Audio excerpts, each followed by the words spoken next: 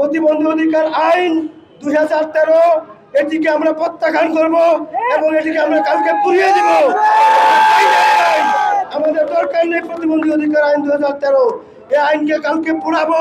সাংবাদিক বন্ধুরা আপনারা দেখবেন ক্রমান্বয়ে আমাদের যা আছে পর্যায়ক্রমে সব পুড়িয়ে দিব।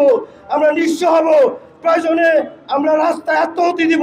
আপনাদের সামনেই ক্রমান্বয়ে সেই কঠোর থেকে কঠোর কর্মসূচি আসতেছে ধীরে ধীরে।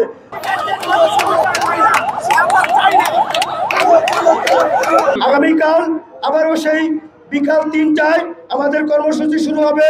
উক্ত কর্মসূচিতে আপনাদের সবাইকে সংবাদ পরিবেশন করার জন্য আহ্বান জানাচ্ছি। আর লাগাতার কর্মসূচি রয়েছে রাজু ভাস্কর্যে। আমরা কিন্তু বাড়িতেও ফিরে যাচ্ছি না। আমরা ঢাকা বিশ্ববিদ্যালয়ের রাজু ভাস্কর্যে অবস্থান কর্মসূচি চলছে, এটা আমরা চালিয়ে যাব। আপনারা জানেন লাগাতার কর্মসূচি আমাদের চলছে। রাষ্ট্রের আরো একটি বিশেষ আইন রয়েছে, সেই আইনটি কি জানেন বন্ধুরা?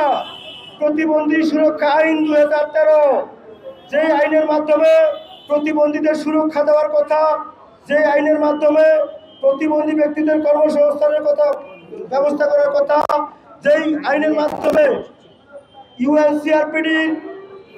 জিএনসিআরপিডিতে বাংলাদেশ স্বাক্ষর এবং অনুস্বাক্ষর করেছে। আন্তর্জাতিকভাবে বাংলাদেশ প্রতিবন্ধী ব্যক্তিদের সার্বিক সুরক্ষা করতে বদ্ধপরিকর। কয়েক মিনিটের মধ্যে আমাদের আহ্বায়ক আলী হোসেন ভাই কর্মসূচি ঘোষণা করবেন। তো আমি সাংবাদিক বন্ধুদের মাধ্যমে বলতে চাই, এই দেশে আমাদের আন্দোলন হচ্ছে একটি ব্যতিক্রমধর্মী আন্দোলন। আমাদের আন্দোলন হচ্ছে পেটের দায় আন্দোলন। আমাদের আন্দোলন হচ্ছে বিবেকের তাড়নায় আন্দোলন। আমাদের আন্দোলন হচ্ছে মানবিকতার আন্দোলন। তাই আপনাদের মাধ্যমে সকল রাজনৈতিক সংগঠন, সামাজিক সংগঠন, এই রাষ্ট্রের এই সমাজের যত স্টেক হোল্ডার রয়েছে সকলকে আহ্বান করব আমাদের পাশে দাঁড়ানোর জন্য।